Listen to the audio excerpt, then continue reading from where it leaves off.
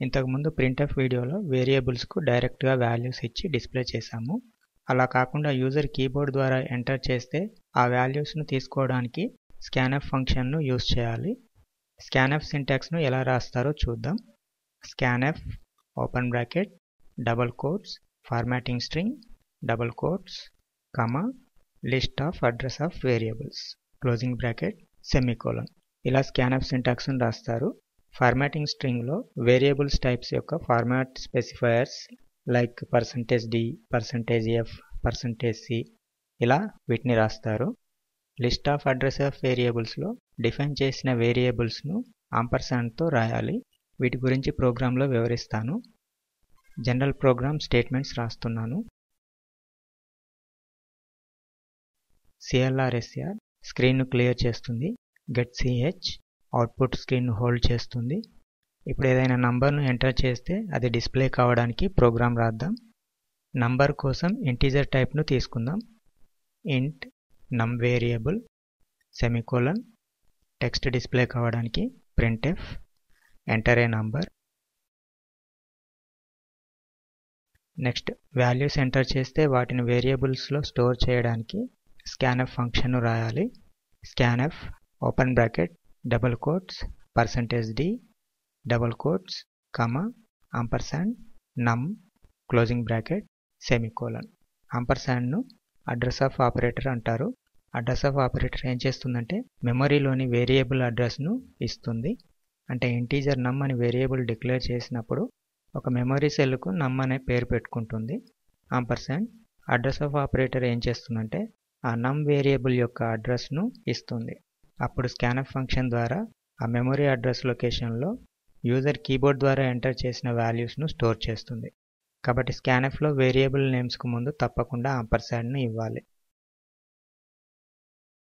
ఇప్పుడు ఎంటర్ చేసిన వాల్యూస్ను డిస్ప్లే చేయడానికి printf entered number is %d format specifier comma num variable.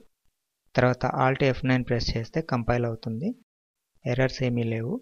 Next Ctrl F9 press చేస్తే program run అవుతుంది. ఏదైనా వాల్యూ ఎంటర్ చేయగానే ఎంటర్ చేసిన వాల్యూను కింద డిస్ప్లే చేస్తుంది. అలాగే ఒకేసారి ఒకటి కంటే ఎక్కువ వేరియబుల్స్లో కూడా వాల్యూస్ ఎంటర్ చేయవచ్చు. ముందుగా ఆ వేరియబుల్స్ను ఇంటీజర్లో డిక్లేర్ చేయాలి. Comma num1 comma num2. తర్వాత ఎన్ని వేరియబుల్స్లో వాల్యూస్ ఎంటర్ కావాలో అన్ని ఫార్మాట్ స్పెసిఫైయర్స్ను స్కాన్ఎఫ్లో ఇవ్వాలి. ప్రతి వేరియబుల్ను కామాతో సెపరేట్ చేస్తూ ఆంపర్సాండ్తో వేరియబుల్ నేమ్ను ఇవ్వాలి.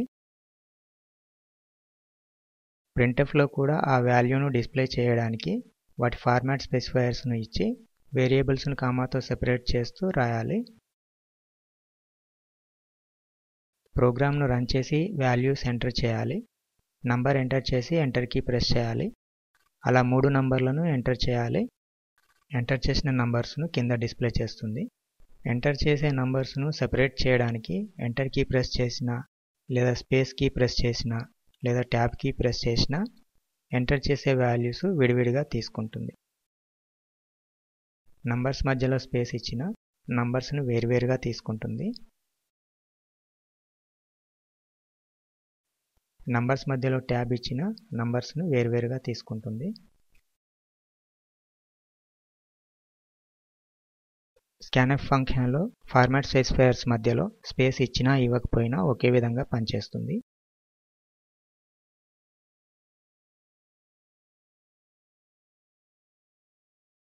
నెక్స్ట్ ఇప్పుడు ఫ్లోటింగ్ వేరియబుల్స్ను యూజ్ చేద్దాం. Float f1 comma f2 semicolon. వేరియబుల్స్ను ఎప్పుడూ కూడా మెయిన్లో ప్రారంభంలోనే డిక్లేర్ చేయాలి. Float format specifier %f. అలాగే వాటి వేరియబుల్స్ను కూడా మార్చాలి.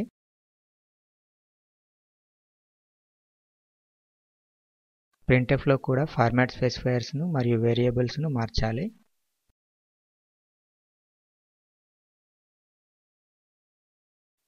ఇప్పుడు రన్ చేసి డెసిమల్ పాయింట్స్తో నంబర్స్ను ఎంటర్ చేసిన ఆ డెసిమల్ పాయింట్స్తో సహా నంబర్ను చూపిస్తుంది. ఫ్లోటింగ్ డిఫాల్ట్గా 6 డెసిమల్ పాయింట్స్లో డిస్ప్లే అవుతాయి.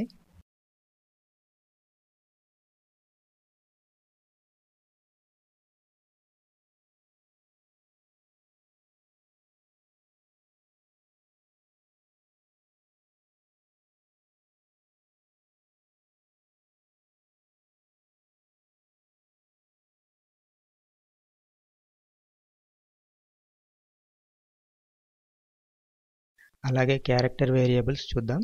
char ch, ch2,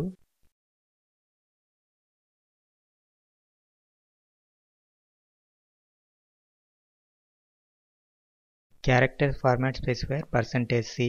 అలాగే వేరియబుల్ నేమ్స్ను కూడా మార్చాలి.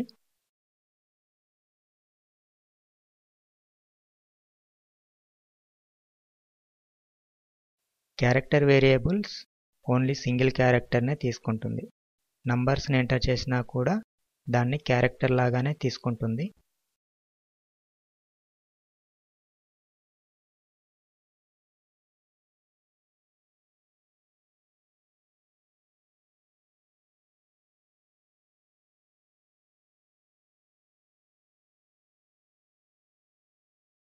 ఒకేసారి డిఫరెంట్ వేరియబుల్స్లో కూడా వేరియబుల్స్ని ఎంటర్ చేసుకోవచ్చు.